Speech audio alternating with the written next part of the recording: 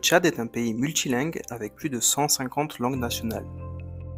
À l'école, l'enseignement est dispensé dans les langues officielles en français ou en arabe classique que beaucoup d'enfants ne maîtrisent pas. Conséquence, seul un enfant sur 5 sait lire et écrire à la fin du primaire.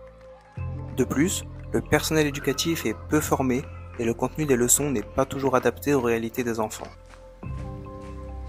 Pour améliorer le système éducatif national de manière durable, Enfants du Monde met en œuvre depuis plus de 10 ans un programme de promotion de la qualité de l'éducation de base avec le ministère de l'Éducation nationale du Tchad.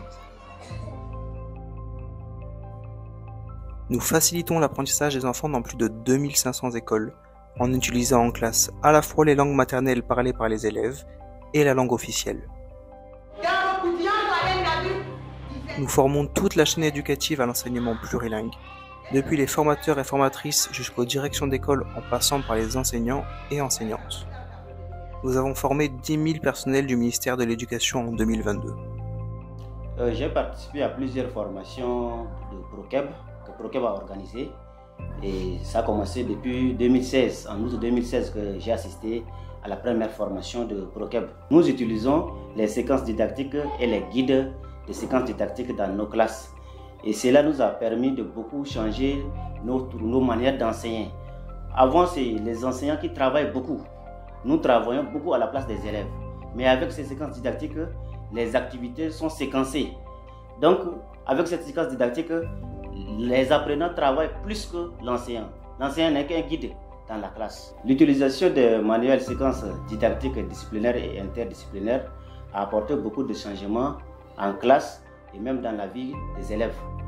Avant, ils croyaient que les saletés ne tuent pas. Ils ont l'habitude même de dire que les microbes ne tuent pas un Africain, et surtout un Noir. Mais quand on leur a appris que c'est les mains sales qui nous apportent les maladies, les élèves ont compris et en ce moment, ils lavent normalement les mains avant de manger. Et même avant d'entrer en classe, ils se lavent les mains.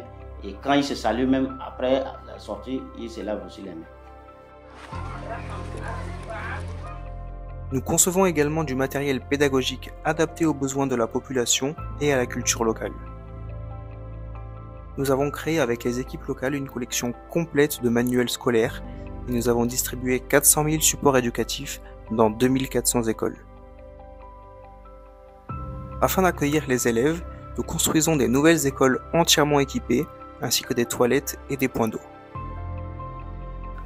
L'ONU ProKeb ad livre gete yagda changement au sein kete ndoni akta français mais ta sardi da gerin lo dangyan ta saro gerin lo tout temps que nyando tmaju yana won que ta français ni ana turun o awon beni ayelu ko dik danya turmaju su que kem livre nang gan gerin lo kormaju asidan ta kondik ta nga awojin gandig awojin kondik yana ndo l'école fini.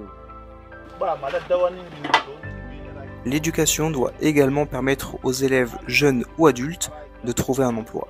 C'est pour cela que nous proposons des formations professionnalisantes adaptées au marché local, par exemple pour l'élevage.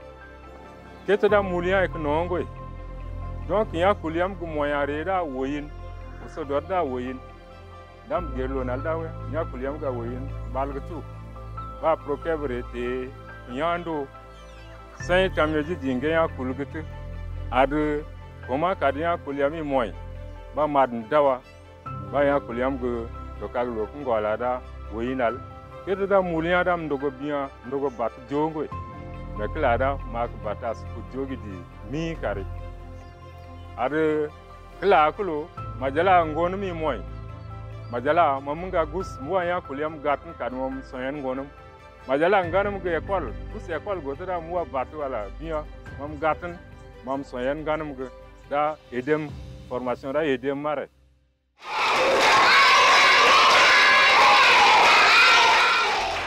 Les résultats du programme sont encourageants. Les enfants des écoles que nous soutenons ont des résultats 2 fois meilleurs en mathématiques que les élèves des écoles classiques. Et la formation sur l'élevage a permis à près de 50% des participants et participantes d'améliorer leurs conditions de vie.